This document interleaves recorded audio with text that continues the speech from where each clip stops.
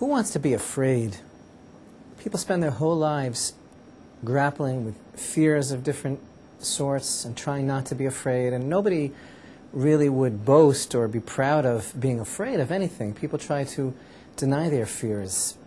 And yet, the book of Psalms and the book of Proverbs indicates that the beginning of all wisdom is fear of God. And of course, the wisdom being referred to is self-knowledge, which is the most difficult of all wisdom to attain. So fear of God is a very important, basic principle, first step in being able to navigate throughout life and being able to understand ourselves. What is fear of God is an entirely different question, and that has to do with a proper understanding of God's presence, of His power in our lives, of His concern, of His greatness.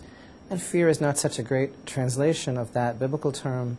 Awe, great reverence would be much more applicable. So we have this concept that the Bible is telling us that fear of God is the first step, the beginning of all wisdom.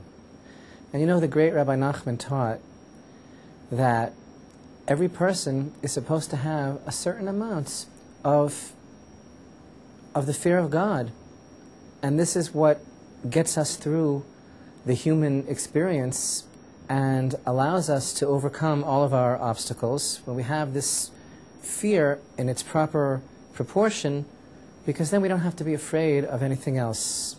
And he taught that when a person comes into this world, every person comes into the world with a certain measure of fear, kind of like an allocated portion that they have to be afraid. Every person is born and has a certain quota of fear.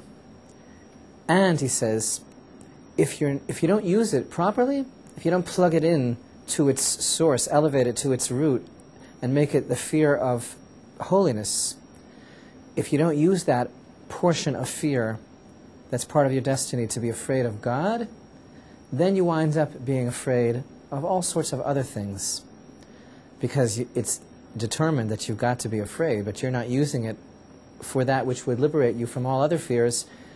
But if a person has the proper measure of fear of heaven, then his fear is channeled and he needn't fear anything else.